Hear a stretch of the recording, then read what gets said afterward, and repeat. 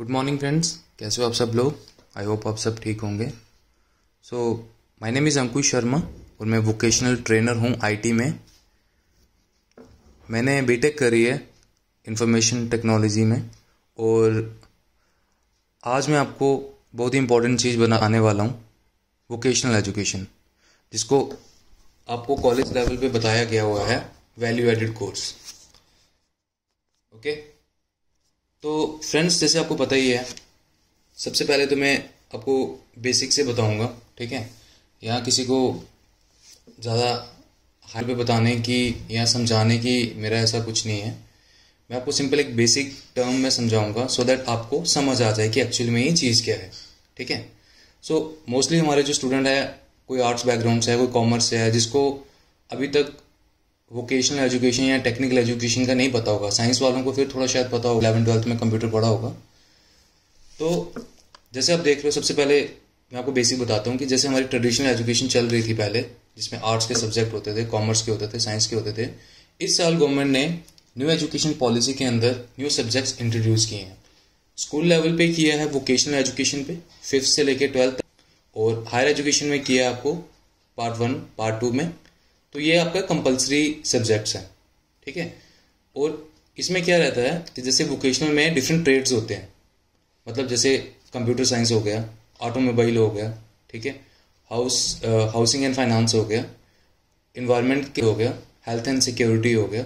इसमें बहुत सारे कोर्सेज हैं। आपके सिलेबस में भी, कॉलेज के सिलेबस में भी उन्होंने बताया गया है। फिजिकल एजुकेशन का एक कोर्स है, मैंने देखा है इन्वायरमेंट साइंस का कोर्स है, वैसे ही आपका ये आईटी का कोर्स है। तो हमारा रहेगा, हम आईटी से डील करेंगे। मैं आपका पूरा जो सिलेबस है वो कंप्लीट करूंगा। इसमें ऑलमोस्ट मैंने कर दिया है, तो फिर ये आपको वीडियोस आती रहेंगी। सबसे पहले, और हाँ, मेन चीज़ कि ये वोकेशनल एजुकेशन क्यों इम्प्लीमेंट किया गया है। ये इसलिए इम्प्लीमेंट किया गया है, आपने बहुत सारे बच्चों ने देखा होगा कि आप कॉलेज के बाद जैसे आपको कोई टाइम मिलता है तो आप बोलते हैं चलो जी कंप्यूटर सीख लेते हैं, कंप्यूटर का कोर्स कर लेते हैं। तो वो आपको पेड कोर्स करने पड़ते थे, बट आपको अब ऐसा नहीं करना पड़ेगा। आपको स्कूल लेवल पे भी मिल जाएगा और कॉलेज लेवल पे भी मिल जाएगा। जो लोग अभी कॉलेज पहुंचे हैं उनको तो नहीं, लेकिन जो बच्चे अभी 9th में हैं या 5th में हैं, उनको अभी से ये एजुकेशन मिलना शुरू हो जाएगी। और जब तक वो आपके कॉलेज तक पहुंचेंगे, जो 5th क्लास का बच्चा कॉलेज तक पहुंचेगा, उसे इनफ नॉलेज मिल गई होगी आईटी की या अपने स्पेशल की। इसको बेसिकली ऐड करने का यही मोटिव था कि बच्चा जो है वो स्किल्ड हो जाए, अपने पर्टिकुलर ट्रेड में स्किल्ड हो जाए, जिससे उसको आगे जाके कोई प्रॉब्लम ना आए और वो एक अपनी लाइन में आगे निकलता जाए। उसका करियर ओरिएंटेड प्रोग्राम बोलते हैं इनको, ठीक है। तो let's start with our first slide. आपका जो मेन ऑब्जेक्टिव आपके सिलेबस का, सबसे पहले जैसे ऊपर लिखा हो value added course for Jammu university. तो इन्होंने इस कोर्स को आपको ऐड करने के पीछे इनका क्या मोटिव था, ठीक है। सिंपल हम अपनी लोकल लैंग्वेज हिंदी में ही बात करेंगे, ठीक है। तो जैसे इन्होंने first to gain familiarity with digital technologies. Main motive है कि डिजिटल टेक्नोलॉजीज के साथ बच्चों को अवेयर करवाना, उनको पता चले कि डिजिटल टेक्नोलॉजी क्या चीज़ है, ठीक है। To sensitise about role and significance of digital technology, digital technology की रोल्स क्या क्या हैं, कैसे कैसे डे बाई डे उनको यूज़ किया। Get to know how communication and network works, communication और नेटवर्क कैसे काम करते हैं। जिनका बैकग्राउंड बिल्कुल टेक्निकल नहीं था, उनको ये वर्ड्स सुन के थोड़ा लग रहा होगा, बट उनको ये सब, इससे घबराने की जरूरत नहीं है। जैसे जैसे कोई भी वर्ड आएगा मैं उसको आपको अच्छे से एक्सप्लेन करता जाऊंगा। To bring awareness about the e governance and digital initiatives, ठीक है। गवर्नमेंट के जो ई गवर्नेंस और डिजिटल इनिशिएटिव्स जो चल रहे हैं, ठीक है, उस पर बच्चों को अवेयरनेस होनी चाहिए। जैसे अभी आपने लॉकडाउन में देखा था, सबने, गवर्नमेंट ने हमारे जेएनके के लिए डोमिसाइल बनवाए थे, ठीक है। उस टाइम कोविड भी था, तो इट वॉज नॉट पॉसिबल हर कोई बंदा तहसील में वहाँ जाके वो बना पाए। तो उन्होंने इस बार क्या किया था, ऑनलाइन पोर्टल दे दिया था कि वहाँ पे आप ये चीज़ कर सकते हो, ठीक है। तो जैसे इन्होंने ये देखा तो उसमें सारा, मतलब सारा का सारा काम जो था वो ऑनलाइन दे दिया और बड़े सारे लोगों ने वो घर बैठ के भी बना लिया। तो वो एक इनिशिएटिव था। तो आजकल तो मैक्सिमम काम सारे ऑनलाइन ही हो रहे हैं। आजकल आपको ज़्यादा कामों के लिए नहीं जाना पड़ता कोर्ट में या कहीं पे, आजकल तो चालान भी ऑनलाइन हो रहे हैं। तो ये सारी डिजिटल टेक्नोलॉजी की वजह से ही हो रहा है। नहीं तो आपको किसी को पहले चालान होता था, वो आपकी आरसी वगैरह रख लेते थे, आपको कोर्ट में बुलाते थे। आजकल आपको, अगर आप चालान आपका होगा तो आपको फ़ोन पे आ जाएगा, वहाँ से पे कर सकते हो।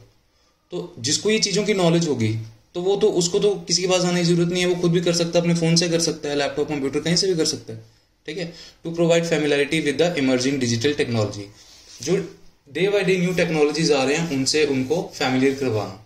तो ये इन सब कोर्सेज का यही मोटिव है। ठीक है। आपका आईटी का है तो इसलिए इसमें आईटी की ही चीजें हैं सारी। ठीक है। इसकी मैं आपको एक ना सबसे बेस्ट एग्जांपल देता हूँ। ठीक है। जैसे आप मान लो, जैसे आप खुद भी स्कूल में जब पढ़ते थे तो आपने देखा होगा जो हमारे स्कूल के टीचर्स होते थे वो स्कूल में आते थे। ठीक है। अपना जो ऑफिस में जाते थे, अटेंडेंस रजिस्टर होता था, उस पर साइन करते थे, अराइवल का और डिपार्चर का। उस चीज को अब डिजिटल वे में गवर्नमेंट ने क्या कर दिया हुआ है, उनका बायोमेट्रिक लगता है, फिंगरप्रिंट। ठीक है। और उससे भी एक एडवांस लेवल पे आजकल आ गया है हमारा जियो टैग अटेंडेंस। ठीक है। उनके फोन में ऐप गवर्नमेंट ने इंस्टॉल करवाया हुआ है, उसमें प्रॉपर लॉन्गिट्यूड और लैटिट्यूड रहते हैं। जिस लोकेशन पे वो पर्टिकुलर जगह पे वो स्कूल है वहां पे आप खोलेंगे, आपका फेस रिकॉग्नाइज करेगी और हाँ कि अगर यही बंदा है जिसकी ये लग रही है, तो जैसे फेस बीच में आएगा तो वो उसको एक्सेप्ट कर लेगा कि हाँ भाई ये बंदा यहाँ पे प्रेजेंस है। ठीक है। तो ये सिंपल एक इनिशिएटिव है। ठीक है। तो ये और भी अभी बड़ी सारी चीजें आएंगी। ठीक है। धीरे धीरे कॉलेजेस में बच्चों के लिए भी आ जाएगा कि बच्चा आया तो वो अपना थंब से वहां पे बता दे, प्रेजेंस अपनी मार्क कर देगा। ठीक है। तो चलते हैं फिर नेक्स्ट स्लाइड की तरफ।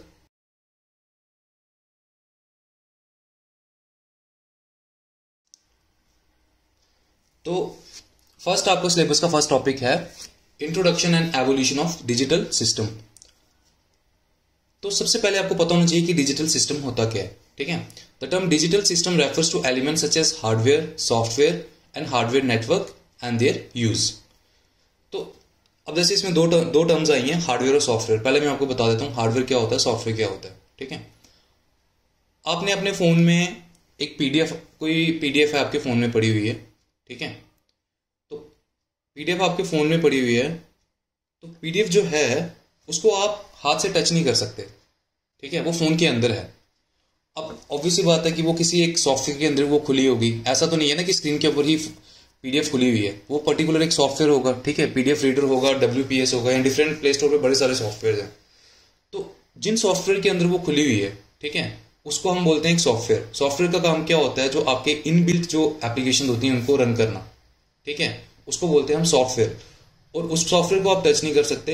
हार्डवेयर रहता है, जैसे आपका प्रिंटर है। ठीक है। प्रिंटर आपका हार्डवेयर है, उसको आप टच कर सकते हो, फील कर सकते हो। ठीक है।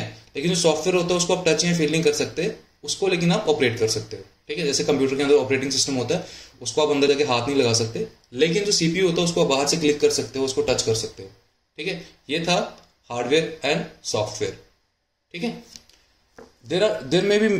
there may be many different components that make up one system. For example, a computer has a central processing unit, a hard disk, a keyboard, mouse, screen, etc. A peripheral device is a digital component that can be connected to a digital system, for example, a digital camera or a printer. सबसे पहले आप नीचे ये देख लो, दो pictures हैं यहाँ पे। ठीक है।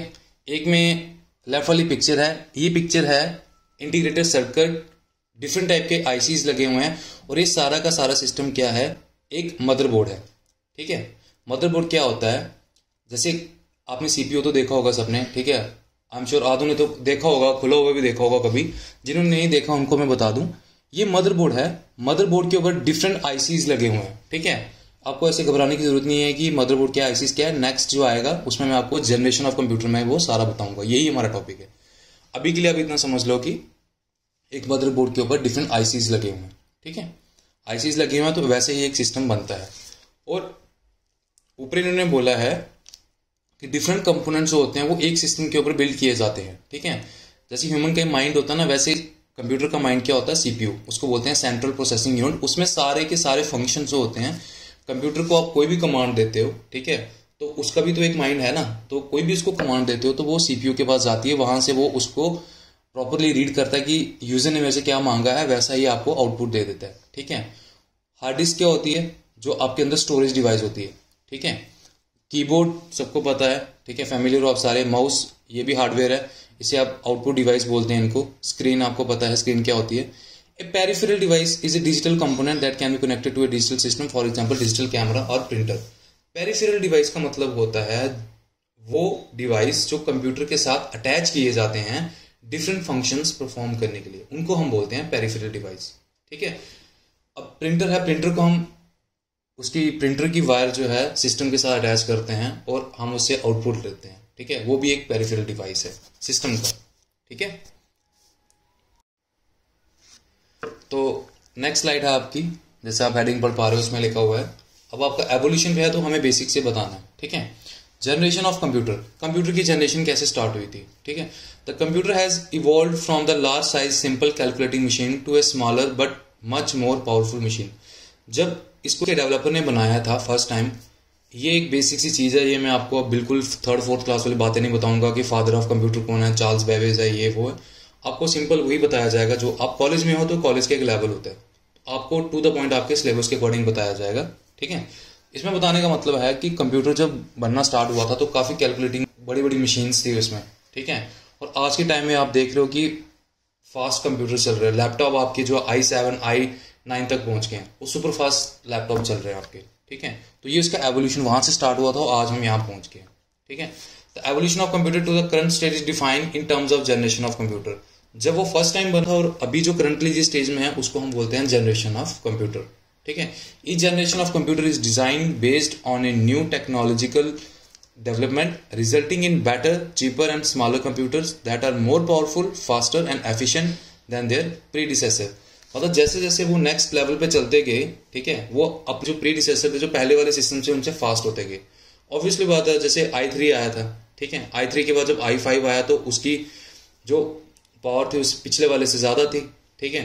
वो कम हर्ट्ज पे चलता है, ये उससे ज्यादा चल रहा है। अब जो i9 आ रहा है वो i7 से भी ज्यादा फास्ट होगा, ठीक है। तो ऐसे ही जैसे जैसे इसकी जनरेशन निकलती गई ये और फास्ट होता गया। सो अभी आ गया आपका फर्स्ट जनरेशन कंप्यूटर, ठीक है। 1940 से लेके 56 तक ये चला था, ठीक है। अब देखो सबसे पहले इसमें जैसे पिक्चर में आप देख पा रहे होंगे, the first computer used vacuum tubes, ठीक है।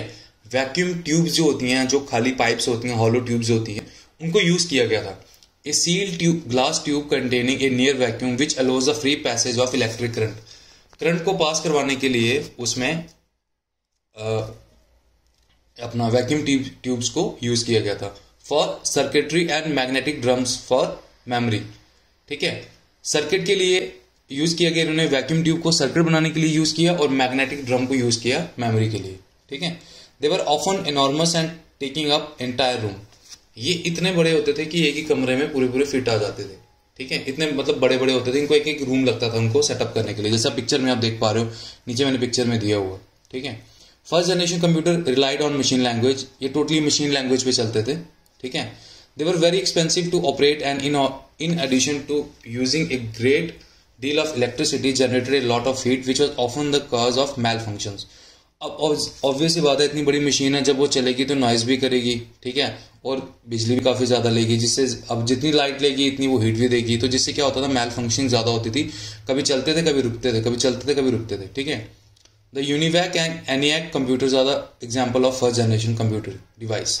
ये एक सेकेंड, हाँ, यूनिवैक एंड एनिवैक जो थे फर्स्ट जनरेशन कंप्यूटर के एग्जाम्पल से, ये काफी बड़े होते थे, ठीक है। इन पे काम कर पाना इतना मुश्किल नहीं था, लेकिन कहीं से तो उन्होंने जो पहले जिन्होंने बनाया था उन्होंने कहीं से तो स्टार्ट करना ही था। देखो एक चीज और बताता हूँ मैं आपको, ये मतलब जो आपका सिलेबस है ना, ये बिगिनिंग से स्टार्ट हो गया हुआ है और एडवांस से थोड़ा पीछे जाके इन्होंने इतना आपको सिलेबस प्रोवाइड किया गया।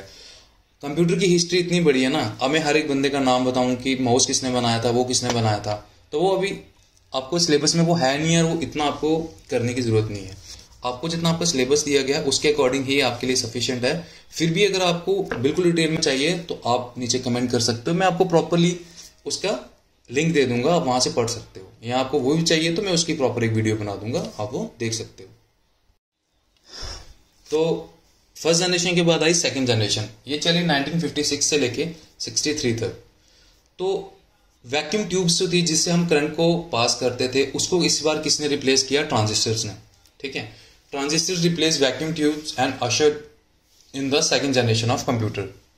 जैसे ही ट्रांजिस्टर आए उन्होंने वैक्यूम ट्यूब्स को फटाफट रिप्लेस किया और उनसे एक थोड़ा बूम आना शुरू हुआ, ठीक है। Second generation computer moved from cryptic binary machine language to symbolic, ठीक है। बाइनरी मशीन लैंग्वेज से वो सिंबॉलिक में चला गया, अब मशीन लैंग्वेज आपको सिंपल सी बता देता हूँ। जो मशीन लैंग्वेज वो होती है जो कंप्यूटर जिसको रीड करता है, ठीक है। इसमें बाइनरी मशीन लैंग्वेज में हम आपको सिंपली ये याद रखना है कि जो लैंग्वेज वो कंप्यूटर अपने आप को रीड कर सके, 0 और 1 उसमें यूज होते हैं, ठीक है। High level programming languages were also being developed at this time such as early version of COBOL and FORTRAN. ये जो कोबोल एंड फॉर्ट्रन है ये इसकी लैंग्वेजेस हैं, ठीक है। हाई लेवल प्रोग्रामिंग लैंग्वेजेस हैं कंप्यूटर की। ये उस टाइम डेवलपिंग मोड में थी, ठीक है। तो कभी कभी उसके चल रहे थे, टेस्ट चल रहे थे उस टाइम पे, बट वो फंक्शनिंग इतना प्रॉपरली नहीं था, बट वो चल रहे थे। These were also the first computer that store their instruction in their memory. इन्होंने अब जैसे ट्रांजिस्टर्स लगे हैं, ठीक है, तो वो उसमें थोड़ी सी स्टोरेज डिवाइस भी होगी। तो उन्होंने फर्स्ट टाइम ये कंप्यूटर थे जो इनकी जो इंस्ट्रक्शन थी वो अपनी मेमोरी में स्टोर करना शुरू कर दिया था। पिक्चर में आप देख सकते हो इसमें काफ़ी वायर्स दिख रही हैं, ठीक है। अब ट्रांजिस्टर है तो ऑब्वियसली वायर तो होगा, इतना आपने इलेक्ट्रॉनिक्स या फिजिक्स में देखा ही होगा, ठीक है। थोड़ा बहुत तो पता चल रहा होगा आपको कि वहाँ पे वायर्स वगैरह बनी हुई थी। फ्रेंड्स नेक्स्ट है आपका थर्ड जनरेशन, ठीक है। फर्स्ट जनरेशन बता दिया आपको, सेकंड जनरेशन बता दिया, भाई थर्ड जनरेशन। थर्ड जनरेशन में जैसे सेकंड जनरेशन जब खत्म हुई तो 1964 से लेके 91 तक काफ़ी सारी डिस्कवरीज हुई, काफ़ी सारी नई नई डिस्कवरीज हुई, जिससे उनमें से एक डिस्कवरी थी सेमीकंडक्टर की, ठीक है। सेमीकंडक्टर आपने 8th 9th में साइंस में भी पढ़ा होगा, ठीक है, कोई आपके लिए नया वर्ड नहीं है। सेमीकंडक्टर क्या होता है? एक सब्सटेंस होता है जो जिसके थ्रू हीट और इलेक्ट्रिसिटी पास होती है अंडर सर्टेन कंडीशंस, ठीक है। कुछ कंडीशंस होती हैं उसके अंदर से वो हीट और इलेक्ट्रिसिटी को पास करता है। तो the development of integrated circuit was the hallmark for the third generation. तो मतलब हॉलमार्क क्या होता है कि उन्होंने एक नया, एक जैसे आप बोलते हो निशान लगा दिया कि भाई आईसीज आ गए, ठीक है। आईसी जैसे आई उन्होंने प्रीवियस वाले को रिप्लेस कर दिया, ठीक है, ट्रांजिस्टर्स को रिप्लेस कर दिया। अब वो देखो जैसे नीचे पिक्चर में दिखा रहे हैं ना, छोटे छोटे ब्लैक कलर के लगे हैं, वो आईसीज हैं। आईसीज के साइड में क्या होता है कि छोटे छोटे सेमीकंडक्टर्स लगे होते हैं एक प्लेट के ऊपर। ये मदरबोर्ड की तरह एक प्लेट होती है, ठीक है, सर्किट बोर्ड होता है, उसके ऊपर ये ब्लैक कलर का आईसीज लगे हैं, ठीक है। जब आईसीज आए इन्होंने क्या किया, instead of punched card and print out user interacted with third generation computer through keyboard, ठीक है, and monitor and interfaced with an operating system. तब तक ऑपरेटिंग सिस्टम भी आ गया था। अब आपके लिए एक नया वर्ड आया, ऑपरेटिंग सिस्टम। मैं आपको बता दूं ऑपरेटिंग सिस्टम क्या होता है। Operating system is a set of program, ठीक है, सेट ऑफ प्रोग्राम और सेट ऑफ सॉफ्टवेयर भी बोलते हैं, जो आपकी सिस्टम या मशीन को चलाने में हेल्प करता है। अगर आपके पास कंप्यूटर अभी तक नहीं है तो मोबाइल तो सबके पास है, ठीक है। आपके मोबाइल में कौन सा ऑपरेटिंग सिस्टम है? मैक्सिमम लोगों के पास एंड्रॉयड होगा, तो एंड्रॉयड जो है वो आपका ऑपरेटिंग सिस्टम है। आईफोन वालों के पास मैक है, ठीक है। अभी कॉमनली हमारे दो ही चल रहे हैं तो मैं दोनों के लिए बता देता हूँ, ठीक है। तो ऑपरेटिंग सिस्टम क्या होता है? आपके सिस्टम को चलाने के लिए जो सॉफ्टवेयर यूज होता है उसको बोलते हैं ऑपरेटिंग सिस्टम। तो इस जनरेशन कंप्यूटर में क्या हुआ, मॉनिटर भी आ गए, ठीक है, कीबोर्ड भी आ गए, ठीक है, और इंटरफेस किसके साथ हो गया? ऑपरेटिंग सिस्टम के साथ। प्रॉपर्ली एक जैसे लिखे ना वो आईसीस की नेक्स्ट जो पिक्चर है उसमें जैसे बना हुआ है, नीचे लिखा हुआ थर्ड जनरेशन कंप्यूटर, ठीक है। प्रॉपर ऊपर एक मॉनिटर है, ठीक है, नीचे कीबोर्ड है और बीच में उसका जो है सीपीयू वगैरह सब नीचे बनाया हुआ और उसी में इंस्टॉल किया हुआ ऑपरेटिंग सिस्टम को, ठीक है। Allowed the device to run many different application at one time, ठीक है। डिफरेंट एप्लीकेशन जो होती हैं उनको एक टाइम पे वो चलाने का मतलब आईसीज लगाने से क्या हुआ कि डिफरेंट एप्लीकेशंस को आप एक टाइम में रन कर सकते थे। ये इन चीज मतलब आईसीज की ये खासियत थी, ठीक है। तो नेक्स्ट आ गया आपका फोर्थ जनरेशन, ठीक है। फोर्थ जनरेशन कब स्टार्ट हुई थी? 1971 से लेके आज की जो जनरेशन चल रही है वो फोर्थ जनरेशन में ही है, ठीक है। The microprocessor brought the fourth generation of computer as thousand of integrated circuits were built on a single silicon chip, ठीक है। माइक्रो प्रोसेसर क्या होते हैं? जैसे लिखा हुआ ना इंटेल कोर i7, ठीक है, ये माइक्रो प्रोसेसर है, ठीक है। इस जनरेशन तक पहुंचते पहुंचते मतलब जो हमारे साइंटिस्ट थे उन्होंने इतना इन्वेंट कर लिया था कि एक डिफरेंट आईसीज को मिला के, छोटे छोटे आईसीज को मिला के एक कॉम्पैक्ट माइक्रो प्रोसेसर बना दिया था, ठीक है। माइक्रो प्रोसेसर बना के उन्होंने क्या कर दिया, एक नया रेवोल्यूशन ला दिया और उस सारे एक सिंगल सिलिकॉन चिप पे उसको वहां पे लगा दिया, ठीक है। The Intel 4004 chip developed in 1971 located all the components of the computer, ठीक है। अब जैसे अब शायद आप में से किसी ने खोल के देखा होगा नहीं देखा होगा, मैं आपको बता दूं, कीबोर्ड अपना सीपीयू के अंदर जो मदरबोर्ड होता है ना उसमें एक आईसी होते हैं, ठीक है। आईसी के अंदर मतलब जैसे माइक्रो प्रोसेसर लगा है ना, तो कोई प्रॉब्लम आएगी तो उसको वहां से चेक कर सकते हैं, ठीक है। अगर आपका माइक्रो प्रोसेसर चलना काम करना बंद हो जाएगा तो पूरा का पूरा सिस्टम बंद हो जाएगा, ठीक है, क्योंकि सारा का सारा जो उसका ब्रेन है वो वहीं पे है, ठीक है, सारे जो फंक्शंस आएंगे, जो उसको कमांड्स आएंगी वो वहीं से रन करेगा, ठीक है। From the central processing unit and memory to input output control on a single chip, सारे के सारे जो हैं मतलब वो इतना फास्ट है कि आप अपने फिंगर से एंटर दबाते हो तो वो इतनी फास्ट, इतने नैनो सेकंड में वो इंस्ट्रक्शन को रीड करता है कि उसको पता चल जाएगा यूजर ने एंटर दबाया, तब तक वो आपको आउटपुट दे देगा, ठीक है। Fourth generation computer also saw the development of GUI, the mouse and handheld devices, ठीक है।